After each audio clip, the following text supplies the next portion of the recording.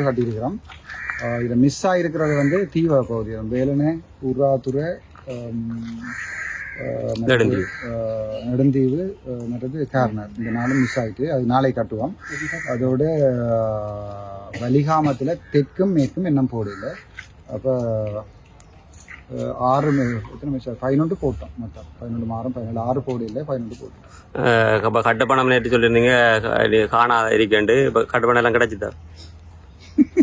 இப்போ வடகிழக்குல போட்டிக்கிறது சொன்னீங்க. இப்போ கிழக்கு மாகாணத்துல இருந்து கிழக்கு திருவோணமலையும் திருவோணமலை என்னிடம் அது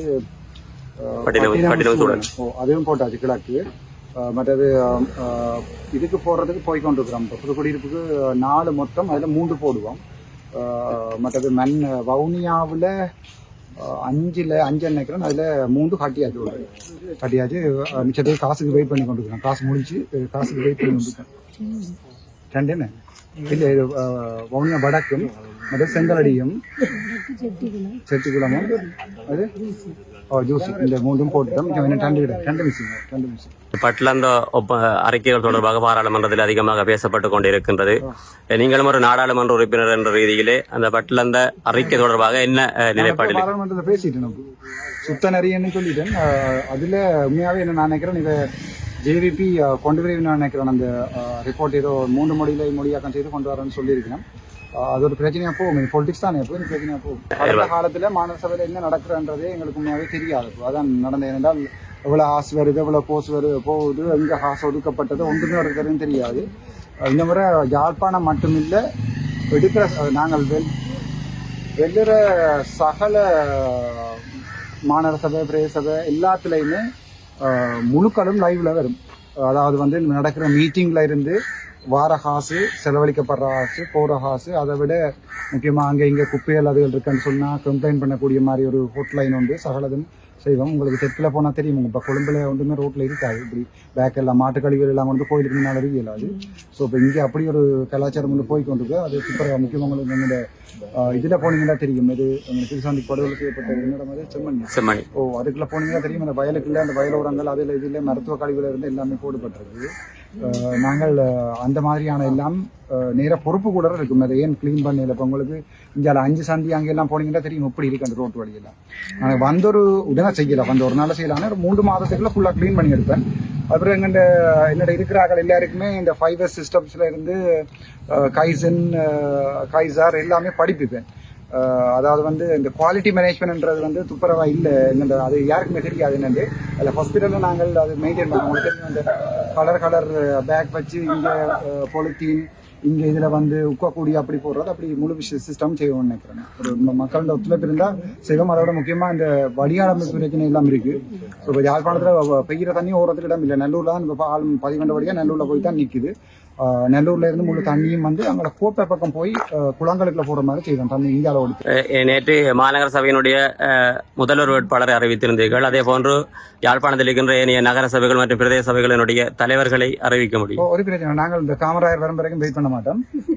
என்னென்ன கௌசல்யா அவங்களுக்கு இன்ஃபார்ம் பண்ணியிருக்கிறோம். நான் எப்பயோ சொல்லிட்டு தானே. இப்போ மற்றது தங்கச்சி அம்மா என்ன பேர் ஜோகேஸ்வரி, அவ வந்து பல்வெடுத்துறை போட்டிருக்கோம். பிராசன்னை வந்து பருத்துறை பிரதேச சபை போட்டிருக்கிறோம். சாவச்சேரி மாநகர சபைக்கு சதீசனை போட்டிருக்கோம். உங்களுக்கு எல்லாருக்குமே தெரியும். மற்றது எங்கள்ட ரெஜியை போட்டிருக்கிறோம் பிரதேச சபைக்கு. மற்றது நல்லூருக்கு எங்கள்ட என்ன பேர் திலீபண்ணாவை போட்டிருக்கிறோம். மற்ற எங்கள்ட லட்சிகனை வந்து வெளியாம் முழுக்க பொறுப்பாக போட்டிருக்கோம். அதில் வெளியாம் தென்மேற்கு அவர் பார்க்குறார். மற்றது அந்த அண்ணன் கொடியாமத்துக்கு ஜெயதாஸ் போட்டிருக்கிறோம். மற்றது இந்த மட்டாங்க போயிட்டு நினைக்கிறேன். இன்னொரு ஆள் அது வலியாமல் மேற்கல்ல லட்சியம் மேற்கு போட்டிருக்கோம். என்னடாப்போ இந்த பிரதேச சபையெல்லாம் ரன் பண்ணுறது சரியான ஈஸி. முக்கியமாக நான் எங்கண்ட ஆக்களுக்கு படிப்பிப்பேன். ஹாஸ்பிட்டல் மேனேஜ்மெண்ட் படிப்பிச்ச மாதிரி அட்மினிஸ்ட்ரேஷன் தெரிஞ்சிருக்கலாம் பெரிய பிரச்சனை உண்டிங்க. இப்போ உதாரணத்துக்கு ஒரு 5S சிஸ்டம் அல்லது ஒரு கிளீனிங், அது இப்போ உங்களுக்கு தெரியும் யாழ்ப்பாண கழிவுகள் எல்லாம் ஓட்டு மடத்தில் போட்டு எரிப்பட்டு பிரச்சனை ஒன்று இருக்குது. அப்படி கழிவு முகாமத்துவம் சம்பந்தமாக முக்கியமான பிரச்சனை எடுக்கப்படும். அது நீர் வடிகால் அமைப்பு, அதுக்கு பிறகு இந்த அனுமதி இல்லாமல் கட்டப்படுற கட்டிடங்கள் எல்லாமே ரெகுலரைஸ் பண்ணி வந்த கம்ப்ளைண்ட் என்ன, அதுக்கு எடுக்கப்பட்ட ஆக்ஷன் எல்லாமே வெப்சைட்ல இருக்கும், பார்க்கக்கூடியதா இருக்கும். உங்களுக்கு பச்சிலப்பள்ளி பிளாஸ்டிக் போத்தல் தயாராக்கலாம். மற்றது பிளாஸ்டிக் போத்தல் எல்லாத்தையுமே நாங்கள் அந்த கழிவு முகாமத்துவத்தில் உக்கக்கூடிய பொருட்கள், உக்க முடியாத பொருட்கள், மற்றது சில பேருக்கு வேலை கொடுக்கக்கூடிய இருக்குன்னு நினைக்கிறோம். சில பேர் வெளிநாட்டிலேருந்து சொல்லியிருக்கோம், தாங்கள் அந்த ரீசைக்ளிங் பிளான்ஸ் கொண்டு வந்து போடுறோம்னு சொல்லியிருக்கணும். அப்போ அவை அப்படி போட்டுச்சுன்னா இல்லை கணவருக்கு வேலை வரும், அதிலேயே திருப்பி ரீசைக்கிள் பண்ணப்பட்டு சாமான் இப்போ அதிலேயே பார்த்தா தெரியும் அதில் போட்டு வச்சுக்கிட்டாங்க. என்னால் அப்படியானது நடக்கான்னு நினைக்கிறேன். ஒரு நம்பிக்கை ஒன்று இருக்கு செய்யலாம்னு. எப்போ வேட்புமனு தாக்கல் செய்ய போறீங்க? இன்றைக்கு 18 19 நாளைக்கு தாக்கல் செஞ்சுருவோம். காசு கட்டின காசெல்லாம் கவர்மெண்ட் தாக்கல் செஞ்சுருவோம். மற்றது இப்போ யாழ்ப்பாணத்தில் 6 மிஸ்ஸிங், முல்லைத்தீவில் 2 மிஸ்ஸிங், 2 உண்டு முல்லைத்தீவில் உண்டு. வவுனியாவில் இந்த தெற்கு சிங்கள பிரதேச போட இல்லை, மற்ற வவுனியாவில் 1 மிஸ்ஸிங். மற்றது மன்னார் எல்லாம் ஃபுல்லாக கம்ப்ளீட் ஆகலை. மன்னார் தான் பிரச்சனையாக இருக்குது, மற்ற இடமெல்லாம் சரி.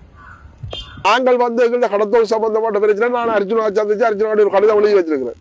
எங்களோட கடத்தொழில் சம்பந்தமான முறையில ஆரம்பத்திலேருந்து இப்போ இண்டை வரையும் அதை நாங்கள் கொடுத்து பார்லிமெண்ட்ல கதைக்க சொல்றதுதான் நான் இருக்கிறேன். அது நல்லதோ கெட்டதோ, இன்றைக்கு எங்களுக்கு அவர் நடுநிலை வகுத்தாரோ அல்லது நடுநிலை வகிலோ அது வேற பிரச்சனை. அது அவருக்கு என்ன நிலைமை வந்தவர், அது 2ஆம் வாசிப்பு பட்ஜெட்டுக்கு 2ஆம் வாசிப்புல நடுநிலை வகுத்தாரன்னு எங்களுக்கு தெரியாது. ஆனால் சரியான உண்மையான ஒரு அர்ஜுனமாக இருந்திருந்தால் அதை எதிர்த்து வாக்களிச்சு போட்டு கழிச்சிருக்கணும். இந்த பொம்பளை பிரச்சனையில ஏன் தேவையில்லாத போய் சொல்றேன், தேவையில்லாத வசனங்களை ஏன் பாவிக்கிறேன்? இன்றைக்கு நீ இந்த பாராளுமன்றத்தில் இவ்வளவு கதைச்சு இன்றைக்கு ஒரு மக்கள் ஓரளவில் உன்னில் எல்லாம் நம்பிக்கையை கொண்டறிகிறேன். அதை விட்டு இந்த பொம்பளை பிரச்சனைகள் அதில் கேவலமான வேலை எல்லாத்தையும் பார்த்துட்டு இருக்கிறேன். உனக்கு அது வெக்கமே இல்லையா அதில் கதை கேட்கல?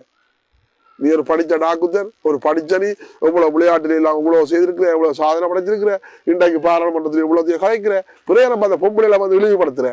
இதுல நல்லதும் இருக்கு, கெட்டதும் இருக்கு.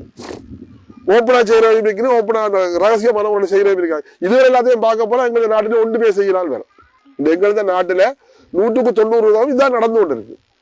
அது 1-2 தான் உனக்கு பப்ளிக்கா தெரிஞ்சிருக்கு. இதை போல 1000 இருக்கு.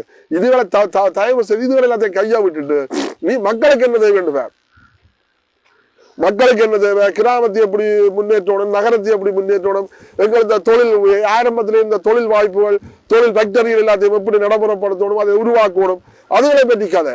எங்களுக்கு தேசியத்தை பற்றி கதை. அப்போ அதுகளை விட்டுட்டு இப்படி கொச்சப்படுத்துற மாதிரி இந்த பொம்பளை பற்றி அதை இழுத்து அதை நீயே தாழ்த்துற மாதிரி கிடக்கு. சித்திரவத முகாம் சொல்லி ரணிலிருந்த சித்திரவத முகாம் சொல்லி இன்றைக்கு அது பெரிய பேசும் பொருளா போய்கொண்டிருக்கு. அதே மாதிரி இன்றைக்கு ரணில் என்ன சொல்லியிருக்கார் அமெரிக்காவில, அதுவரை நீங்க சிந்திங்க. நீங்கள் அவங்ககிட்ட கழுவி நக்கி தின்ற நாடுத்தான் இன்றைக்கு எங்களுக்கு இந்த நிலைமை. நீங்கள் அந்த நேரமே எல்லாரும் அரசாங்கத்துக்கு முட்டு கொடுக்காம எங்களுக்கு பிரச்சனையை தீர்க்கணும் சொல்லியிருந்தால் எங்களுக்கு இந்த பிரச்சனையும் வந்திருக்காது. இருக்கிற போர்க்குற்ற விசாரணைக்கு நீங்கள் அரசாங்கத்தோட சேர்த்து 2 வருஷம் ஒத்துக்கொண்டீர்கள். 5 கோடி ரூபாய் காசு கருத்த பட்டியலை வேண்டிக் கொண்டு ஒத்துக்கொண்டீர்கள். நீங்க எல்லாம் முட்டு கொடுக்கல அரசாங்கத்துக்கு. இன்றைக்கு போர்க்குற்ற விசாரணைக்கு வர சொல்லி கேட்கல, இவன் 2 வருஷம் கேட்க அவங்க ஒத்துக்கொள்ளலாம். உங்களை கேட்டவங்க நீங்களும் அதுக்கு பிறகு அரசாங்கத்தோட கட்சி 2 வருஷத்துக்கு ஒத்துக்கொண்டீர்கள். ஏன் நீங்கள் ஒத்துக்கொள்ளணும்? இல்ல உங்களோட பிள்ளைகள் யாரும் காணாமல் போயிடவியோ அல்லது கூட பிள்ளைகள் யாரும் போராட்டத்தில் மாதிரி ஆயிருக்கிறியோ? ஒன்றுமே இல்லை. நீங்கள் உங்களுக்கு பரம்பரைக்கு சொத்து தர்றது போயிடும். அரசாங்கத்துக்கு முட்டு கொடுக்குறீர்கள். வார ஜனவாதி எல்லாருக்கும் நீங்களால முட்டு கொடுக்குறீர்கள். நீங்கள் முட்டு கொடுத்து அவங்கள்ட்ட நக்கி கழுவி குடிக்கிறதே இல்லை. உங்களுக்கு வெக்கமான சூடு சுடனே தமிழ் ரத்தம் கொண்டு ஓடுதோம். இல்ல தமிழர் என்ற ரோசமானம் இருக்கணும், தமிழ் ரத்தம் ஓடணும். நேற்று வந்தவன் பாராளுமன்றத்தில் கதைக்கிற கதை அவனுக்கு ஓடுது போல எனக்கு. தமிழன் ரத்தம் அவனுக்கு ஓடுது, உங்களுக்கு அப்படி ஓடுதோ? எப்போ இப்படி கதைச்சிருக்கிற பாராளுமன்றத்தில் ஏதாவது நல்லது கதைச்சிருக்கிறீங்களோ? நீங்கள் அரசாங்கத்துக்கு முட்டு பிடிச்சி கழுவி குடிக்கிறீர்கள், அவங்களே கழுவி போட்டு குடிக்கிறீர்கள். இதைத்தான் செய்து கொண்டிருக்கிறேன். தயவு செய்து இனிமேத்தனும் திருந்துங்கோ. அரசாங்கத்துக்கு முட்டு கொடுக்காமல் எங்களது மக்கள், எங்களை தமிழ் தேசியம், எங்களோட மக்களை ஒன்று கூட்டி எங்களோட மக்களை நல்ல வழியை கொண்டாடக்கூடிய வழியப்பா இருக்கும். அதை விட்டுட்டு அரசாங்கத்துக்கு முட்டு கொடுத்து கழுவி குடிக்கிற வேலையை பார்க்காயிருக்கும். இன்றைக்கு உண்மையா இருக்கிற மக்கள் செத்து கொண்டிருக்கிறோம். நாங்கள் எல்லாத்தாலையும் செத்து கொண்டிருக்கிறோம். ஆனா நீங்கள் சுப வாழ்வைக்காக அவங்கள்ட்ட வேண்டி போட்டு நீங்கள் நக்கி கொண்டுக்கிறீர்கள்.